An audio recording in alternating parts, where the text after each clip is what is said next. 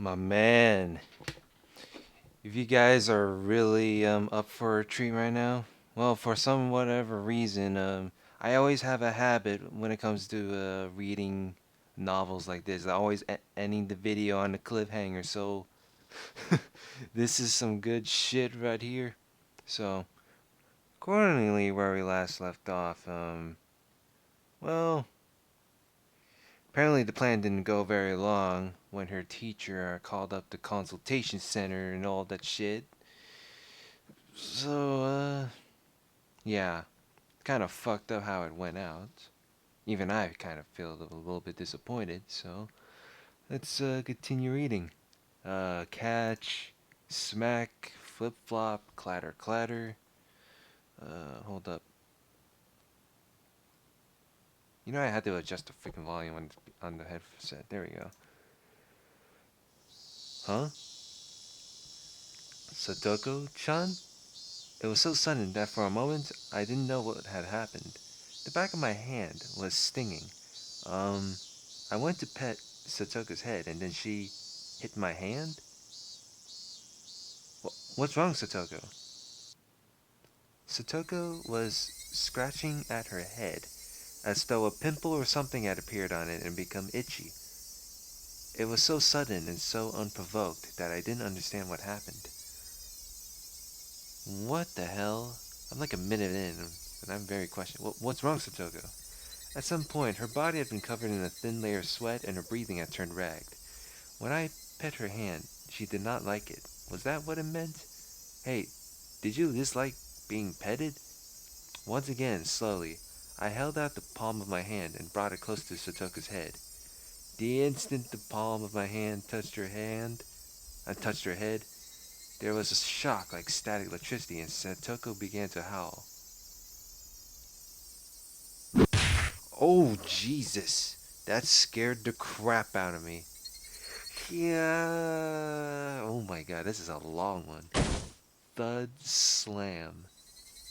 She grabbed my arm in both hands, and as if flinging off a snake trying to cling to her, as if trying to throw away something dirty, she threw it violently. It happened too suddenly for me to react. I hit the desk behind me and both it and I fell to the floor.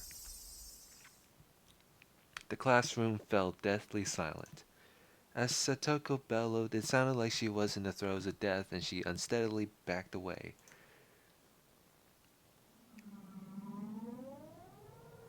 Uh, this is some crying right there. You know, now to think of a cliffhanger, oh my god. This is starting to be, this is not good. Uh, something. Then she threw up the food she's just eaten. She vomited it all back up. Splish splat. The sound of Satoko's vomit hitting the floor rang through the classroom. Are you okay, Satoko? You seem sick. Yeah. Oh god. I reached out a hand, and she swatted away with all her might, with such extreme strength that I fell onto the floor again. Satoko put both hands on her head as though protecting it, groaned some more, and took a few steps back. And then she began swinging both hands around. Students in nearby seats were forced to evacuate. She grabbed anything within reach, bento boxes, chairs, threw them, tossed them, and flung them about. Wait, stop it, Satoko. What's wrong with you? Eee! She screamed out as if Mion's words had caused her physical pain. Yup, she definitely lost it. She's trying to hide all of the abuse and now she is losing her shit. Keep in mind I am midway through the game and this is how it turned out. Oh my god. No one spoke a word to her. All the students were withdrawing behind us, leaving Satoko alone in the corner of the classroom. Around her, there are desks and chairs all over the floor. Bento lay scattered. It was terrible. All I could hear was Satoko's ragged breaths and the voices of the cicadas. Uh, I'm sorry. The strings of tension loosened around Satoko, and maybe she suddenly grew scared of her own actions because she started trembling and gave a word of apology. But nobody knew just who that apology was directed towards. So for now, I decided to answer as everyone's representative. No, it's fine. Are you alright? I, I'm sorry. I'm sorry. I'm sorry. I'm sorry. He, Our words didn't match each other at all. Satoko hugged her shoulders, and back she went. Bang! She ran into the locker with the cleaning supplies in it. Even that made her give a little yelp. The impact caused the bucket atop the locker to fall, making a loud sound, and that scared Satoko most of all. She almost jumped out of her skin, grabbing a bunch of this curtain in her hands. Nobody spoke to her. They could only look, not even remembering to blink. Oh, I'm sorry, I'm sorry, I'm sorry, I'm sorry. It wasn't me, it wasn't me. Uh, Satoko, what, what on earth? I stood up, took a step away from everyone, and approached Satoko. What happened? I said, I don't know. You're wrong, you're wrong. Please stop. Please forgive me. Uh, just calm down. Satoko, do you know who I am? No more, no more. I hate this, I hate this. Eee. Every time I took a step forward, she grasped the curtains more tightly and cried out.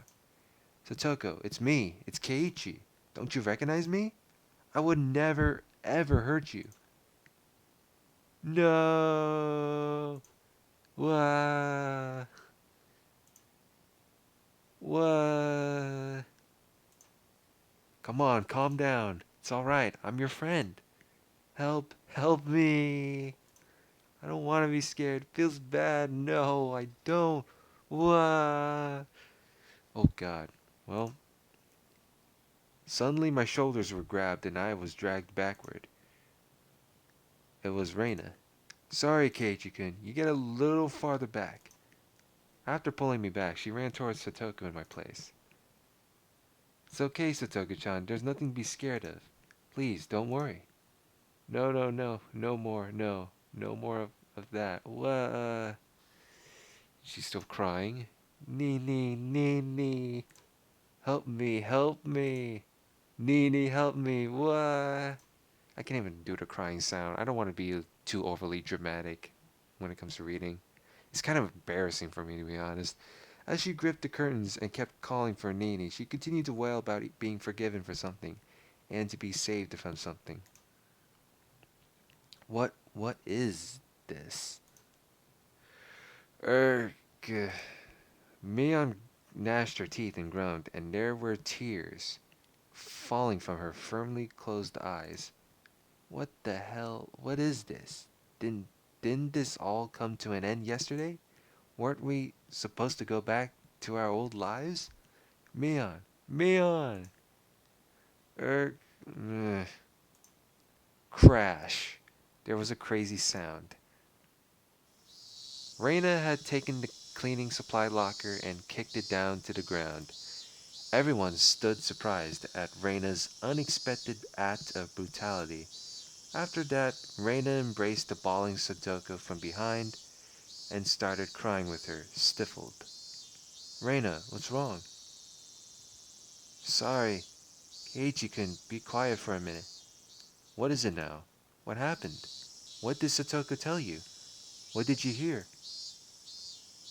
Shut the hell up. I told you to shut your mouth, asshole. Oh my god. Well, she went from crying, now she's pissed. Oh god, I don't like this. I don't like this at all. Reina's raw, hostile emotion hit me like a brick. It was no more than a momentary howl of emotion for Reina, but it was more than that for me. She had shown me what was behind all that emotion, what was in her heart. Oh, Satoko-chan. No, no, no, no. No more. No more. Wah, wah. Forgive us. We couldn't do anything for you. Forgive us. And then crying, wah, Nini, Nini, Nini. I'm sorry. I'm sorry. Oh, forgive us for being unable to do anything. Reina's words made me feel as though the blood vessels in the back of my head were suddenly all turning to ash. My vision grew distant, blurred with gray, and the world lost its color. I thought we could save Satoko, but though I knew it'll be the sooner the better, I thought there was no time limit for doing that. I never even dreamed that we could be too late. I'd I'd been making a huge mistake. I thought Satoko could be hurt, but never that she'd break. It was such a huge mistake. People, they break. Thinking that they don't is absolutely absurd. We we needed to save Satoko. We needed to save her before she broke. That fatal lapse in awareness had brought this on. Whose fault was it? That went without saying. Mine? No, ours. We all took on the duty of saving Satoko, but we were neg- neg- negligent to the point of laziness, or whatever the word. I can't even pronounce that. In that sense, this was the inevitable result. Even if this didn't happen today and it happened tomorrow, or the day after, or next week, we would have just sat around doing nothing until that day. So this was the obvious result. I slumped down to my knees, just as Mion and Rika-chan had done, and I too closed my eyes tight and couldn't stop myself from sobbing. What is all the noise about? Wait, what happened? The teacher came and her face screwed up at the terrible spectacle before her. The instant she realized the teacher was here, Satoko went through another complete change. She wiped her face with the curtains and, like nothing happened, smiled. Hojo-san, what on earth is going on here? Oh ho ho ho ho ho ho ho ho. What? Now this looks very wrong. This looks very wrong. Hold up. Let me read. Let me try the best I can to speak about this. So when the teacher came in and then Satoko looks normal, how the fuck did she went apeshit while she was when the teacher was gone? Is it is this a bad sign right here? I just got into a little squabble with Reina-san is all. We went a little crazy over our lunches, right? Reina didn't nod in reply, but then since Satoko wished it, she nodded without strength. The rest of the class couldn't keep up with her extreme changes. We all just stared in a daze. Oh ho ho, it was just a little horseplay. I scared everyone out of their wits. Oh ho ho ho ho. No, Satoko, it doesn't sound like horseplay. It sounded like something that is way more different than horseplay. Satoko would probably sweep the whole thing under the rug, like she did. For what? Her heart is torn to pieces, so what else? You know, legit to the fact that abuse was will be taken seriously. You know what? She got so traumatized to the point that she destroyed the freaking classroom. You wanted your Nini to help, didn't you? But unfortunately for you, Satoshi doesn't ever intend on coming back.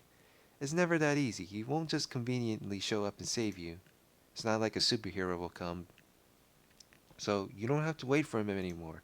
You can cry, beg for help, and you can run away. Whoa.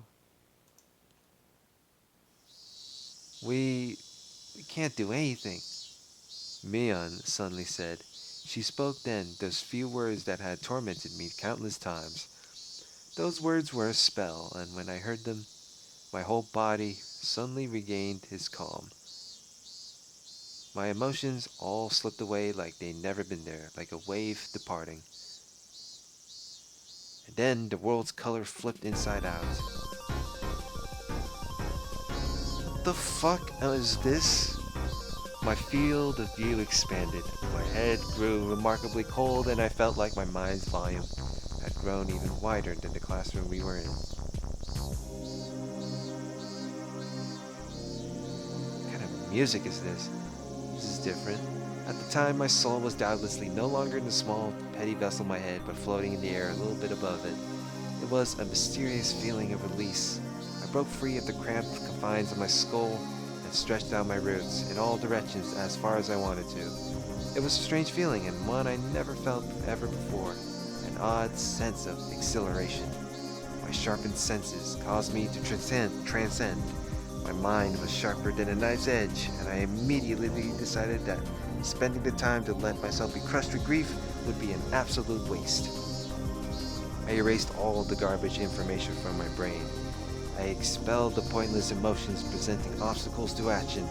Mion, you curse it all you want, curse our powerlessness as much as you want. Huh? If I could have taken back what had happened by crying about it, I'd have cried all day. But the fact was, this was how things had turned out. I couldn't take back what had happened. The top priority then would be to prevent the situation from worsening further and to sever the chains of misfortune. Until today, I've been looking at things so narrow-mindedly I could scarce believe it. To save Satoko, the only thing to do was to save Satoko. That's the only thing I thought about. I didn't allow myself to realize the most basic, direct, and certain way of removing the source of Satoko's unhappiness. No, actually, I realized it yesterday. But as for the means, I'd relied on some stupid curse from some dumb deity. I never considered carrying the task out myself. I would obliterate Satoko's uncle. There were plenty of ways to do it. This was a task that held infinite methods. Ironically, the method of saving Satoko required mostly money, but the method of killing that man pretty much took no money at all. I could kill him with the least amount of investment. The least amount of money suited him. It was only the weight of his life. I kept eliminating needless, worthless information from my head, replenishing it with only the knowledge I need to achieve my goal. I used every cell in my brain to think about how I'd kill him. You know what I predict? I don't know if he. Oh boy, I bet there's going to be a simulator for how much he's going to beat the shit out of Satoko's uncle. He's either going to bludgeon the shit out of him with a bat, shoot him, knife, stab his ass. The way I killed him didn't matter. Oh really? Just think about how I kill him. It didn't matter. I would allow any method from whatever time and whatever country as long as it ended in a quick and certain death. If I were to have an additional condition, it would be to not get caught. Removing him was an act designed to return the peaceful times we had with Satoko. If I was arrested in exchange for the removal, then we might as well have killed each other. With only him gone, we'd go back to our normal lives. That was my supreme objective. Yeah, because fuck waiting for the consultation center. Yeah, fuck waiting for the officials to arrive, police and all that shit. Because you know what? Murder solves everything. I don't know. I'm saying what Keiichi was usually going to say. With only him gone, we go back to our normal lives. That was my supreme objective, my ultimate goal. Kill him, definitely. Definitely don't leave evidence either. Two alternatives at odds with one another. The condition of not leaving a trace back to me automatically narrowed the number of murder methods. No witnesses was an absolute must. Fortunately, given the right time in Hinamizawa, there would be nobody around. Yeah. I mentally reconstructed the land around Satoko's house. The number of pedestrians, different at different times. The movement algorithm of the neighbors. Would I lure him out or charge at him? What would my weapon be? When and where would I carry this out? Where? It needed to be somewhere it wouldn't leave a trace. When? Oh shit! This is like Manhunt the video game right here. Oh shit. This is turning into a stealth visual novel right here. This is fucking good. Oh god. Where I carry this out, where I need to be somewhere when we leave a trace, blah blah blah. When? It needed to be as soon as possible for Satoko's safety without wasting even a millisecond. This is absurd, completely absurd. When I thought about it this way, it struck me how easy the act of killing was. If I could leave evidence, if I was just going to kill him, anyone could easily turn into a murderer. But our reason prevented that. It told us doing so would get us arrested for sure. In the end, being arrested by the police was the final thing preventing people from committing homicide. Absurd. If you went all the way out into the very middle of the ocean, you wouldn't leave any trace at all. Anyone would drop those they hated into the depths if they knew that. It was all too easy to simply remove them. I could leave class right now, grab a metal baseball bat or something from the schoolyard, go to his house and attack him. Hey, my prediction was right. He's going to bludgeon the shit out of the dude. He's going to bash his fucking skull open. Attack him. Estimated time would be 25 minutes. If I wanted us to kill each other, it wouldn't even be minutes. I could do it in 1,500 seconds. I knew just how much his continued existence depended on me. He was nothing. I could expel him from this world within just 1,500 seconds after making up my mind. Don't you want to spy on his house to see what he looks like? So he can beat his old ass one day? From when I decided what to do, he only had 1,500 seconds. Actually, if I ran full speed to his house, that number would go down even further. Well, you gotta make sure his uncle's alone, because he usually has friends over at times. You wouldn't want to fuck with his fucking goons. If I ran full speed to his house, blah blah blah, would go down even further. But he was alive. He was still part of this world at this very moment, having torn Satoko's body and mind to shreds. Why? Because I was letting him live. I was permitting him to live, so he was alive. If I rescinded that permission, he would be evacuating this mortal coil within 1,500 seconds. You think I'd let you live to breathe even 1,500 more seconds of air? I'm taking that permission back, right here, right now. You better thank me for letting you live until today. However, I actually need more than 1,500 seconds. I'm not just gonna end you. Getting back our old lives is far more important. It's only you I'll be cleanly cutting out of this world. They won't find the culprit. I'll forget that I dirty my hands on the likes of you as naturally as I brush my teeth before bed. So to do that, I'll make a special exception for you and give you more than 1,500 seconds. I'll give you special permission to keep on living as you have until I can construct the perfect plan for your murder. Wait, Keiichi, you can't let that time go to waste. Yeah, I know. I'll kill him quickly. I'll remove him with certainty. I won't misuse any time to think of a plan. Think back. Tomorrow's Watanagashi, isn't it? Last year on the night of Watanagashi, her aunt died. Her head was busted open by some deviant, and her brains splattered everywhere. That's it. He's someone who deserves to be given death on the night of Watanagashi. Hey, Yashiro-sama, you call yourself a guardian, but you didn't protect Satoko. Cursing Satoko's family for the damn stuff is your own business, but now you've made Satoko unhappy when she didn't have anything to do with it. I, Keiichi Maibara, hereby denounce you, the guardian deity of Hinamizawa, a failure. We don't need you. Go back to the deepest, darkest part of your shrine this year. Besides, if you had just cursed and killed both our aunt and our uncle last year, none of this would have ever happened. The curse this year is not on you. I'll be the one deciding. It won't be the three families controlling the serial deaths behind the scenes, no. Not some vague people who I can't tell if they're buffoons or not. This time, I'll be the one to deliver divine judgment. So don't get in my way, just watch. Just watch, you piece of shit. Just stay quiet and watch. I'll obliterate his ass. I'll obliterate him. I'll wipe him off the face of the earth, even if it means to. I'll make chunks of it flying out. I will stomp out his very existence. Go away, disappear, and die. I'll tear your heart apart just like you did to Satoko. I'll have your blood as payment. Roar.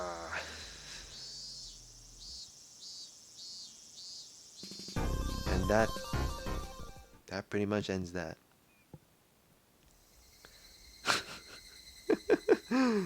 Oh, Keiichi-kun, are you alright? Reina, Mian, and Rika-chan were looking after me. Had I fallen to the floor? Oh shit. You surprised us. You suddenly fell down. Were you having a nightmare? You were moaning. Shut it. Quit squeaking at me like that.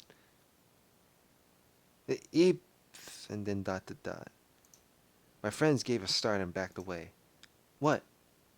Reina and the others.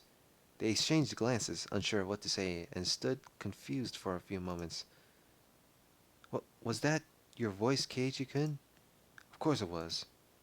Reina gulped firmly and opened her mouth. For a second, Keiichi-kun, your eyes were really scary. Oh shit. You know what? I think it's about the time where Keiichi-kun were assigning the deed to the demon. He was like, "Oh, foulful demon, give me your powers so I can beat the shit out of Satoko's uncle," is what Keiichi-kun would say. Oh, I'm sorry. I'm sorry. I'm just messing around with predictions right now. I'm just trying to. I know this visual novel is supposed to be taken seriously. I'm just. Oh my god, this is fucking good. Really scary. My eyes? Probably just a trick of the light. Don't waste my time. I I'm not mistaken. I never seen those kind of eyes before. What were these guys talking about? They've all been too scared of me lately. You are Keiichi Maibara-kun, right? What was Reina saying? Who else do I look like except Keiichi Maibara? The look I gave her seemed to speak quite eloquently to those irritated thoughts. He was like, he was like, shut it. Don't talk, don't speak to me like that. Oh my god. Keiichi's like, holy crap. He went crazy for a moment to those irritated thoughts. She understood and quickly apologized. I'm sorry. Don't worry about it.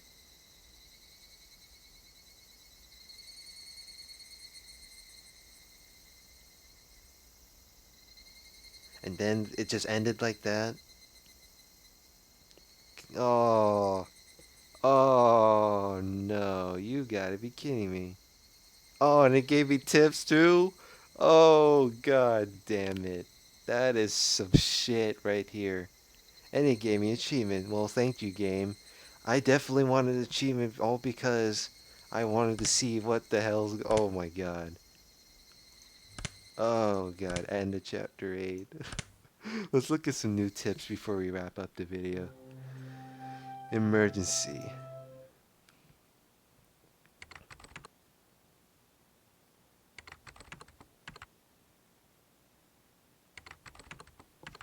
June 18, 1983. Abuse issues regarding Satoko Hojo. Urgent. We propose that Satoko Hojo must be taken into immediate custody based on the items below. 1. Family situation. Life with adoptive father who recently returned to Hinamizawa has already turned disastrous, and she is currently subject to unendurable physical and mental abuse from the father. 2. Child Consultation Center's response. A child probation officer was dispatched yesterday on the 17th from the Prefecture Welfare Office, but because of the 77 case, changed to a continued coaching and cautionary action. Unfortunately, the consultation office head does not properly understand the situation. 3. Status of concerned child. Child already appears to be suffering from an outbreak of something close to neurosis or manic depression.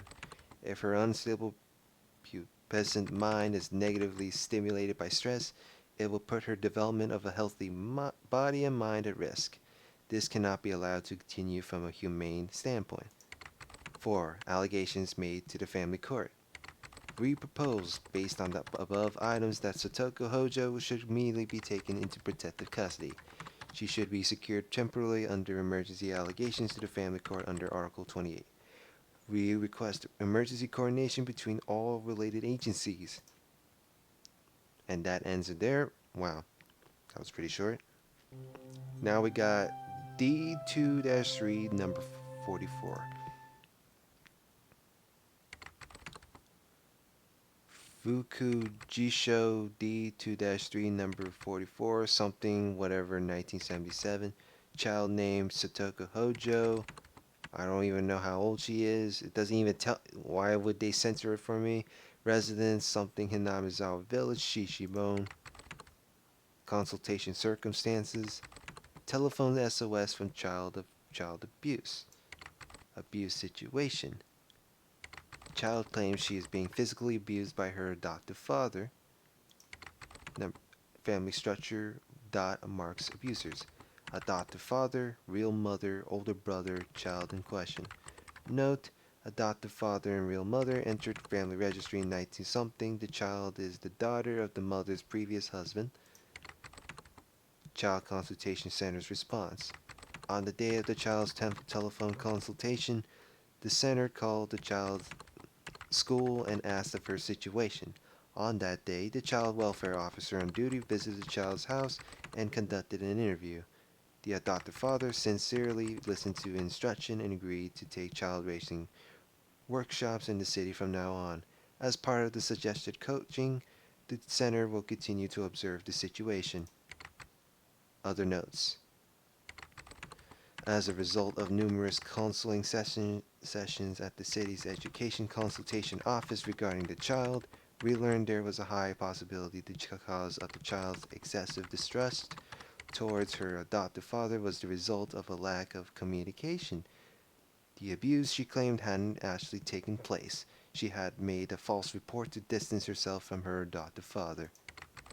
Below is a note written in pencil by the person on duty at the time. The problem appeared to me more with the daughter. Chief Investigator F of the city's Education Consultation Office said that most of her stories of abuse were likely fabrications. They decided to shift the focus of their coaching to the child. Be cautious not to take everything the child says as truth. Really? Really now? I see how it is. Anyway, I looked at all the tips. Oh, Shion. Okay. Uh, I guess that's all for that one. We save and load, and let me see. I'm gonna save again, just in case anything happens. All right. So that is the end of the video from now on. So next part, we're gonna move on to the next part. I think it's called Chapter 9 of the Tatarigoroshi. So stay tuned. Like, comment, and subscribe. I will see you guys later and have a good day.